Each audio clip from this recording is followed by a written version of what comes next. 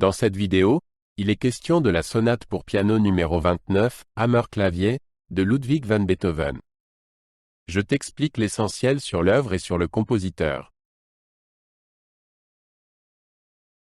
Ludwig van Beethoven a composé la sonate pour piano numéro 29 entre 1817 et 1818. Il avait alors presque 50 ans et vivait à Vienne. La sonate a été composée à une époque où Beethoven était déjà complètement sourd. Malgré sa surdité, il a créé cette œuvre vaste et complexe. La sonate a été publiée en 1819. Elle est considérée comme l'une des sonates pour piano les plus importantes et les plus difficiles de Beethoven. La sonate pour piano numéro 29 est surnommée Hammerklavier. Beethoven lui-même lui a donné ce nom. Il voulait ainsi souligner que la pièce était écrite pour un piano moderne. À l'époque de Beethoven, on appelait aussi le piano pianoforte, parce qu'il avait à l'intérieur des marteaux qui frappaient les cordes. Ce nom montre que Beethoven voulait utiliser les nouvelles possibilités de cet instrument. La sonate est très exigeante pour l'interprète. Le premier mouvement commence par un thème puissant, presque héroïque. Il est très long et complexe. Beethoven utilise de nombreuses idées musicales différentes. Le mouvement présente de nombreux contrastes entre les parties fortes et les parties douces. Il y a des courses rapides et des accords puissants. Au milieu du mouvement, la musique devient plus calme et plus réfléchie. À la fin, l'énergie du début revient. Ce mouvement montre la capacité de Beethoven à créer de grandes formes musicales. Le deuxième mouvement est un scherzo. C'est un mouvement rapide, souvent ludique. Il est beaucoup plus court que le premier mouvement. La musique est pleine d'énergie et de mouvement. Beethoven utilise des rythmes et des harmonies surprenants. Au milieu, il y a une partie plus calme.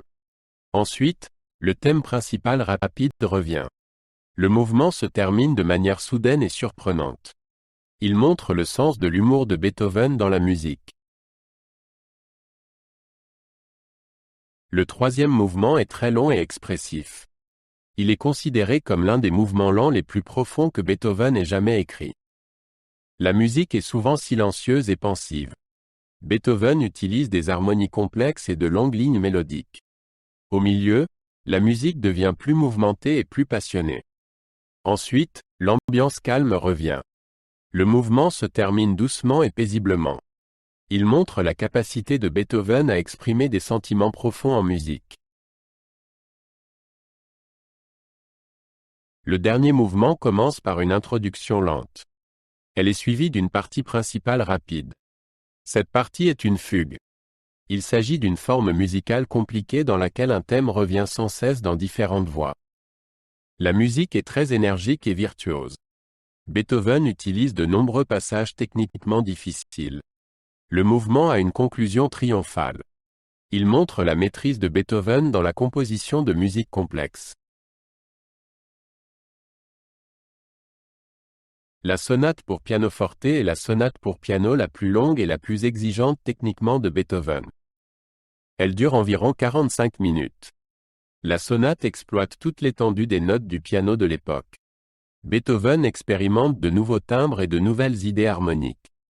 La sonate a une structure très complexe. Elle est considérée comme l'une des pièces pour piano les plus difficiles.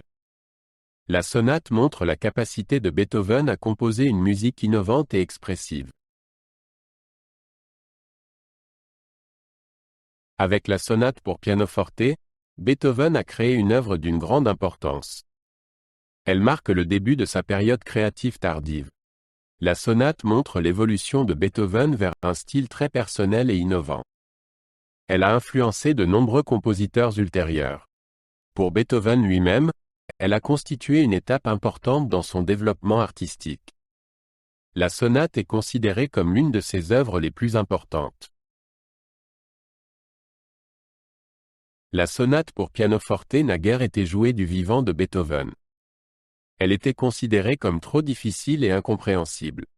Ce n'est que bien des années après la mort de Beethoven que les musiciens et les musicologues ont reconnu sa qualité particulière.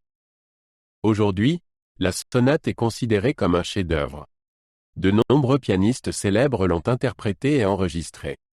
La sonate est considérée comme l'un des plus grands défis pour les pianistes de concert. Elle est souvent considérée comme le point culminant de la musique pour piano de Beethoven.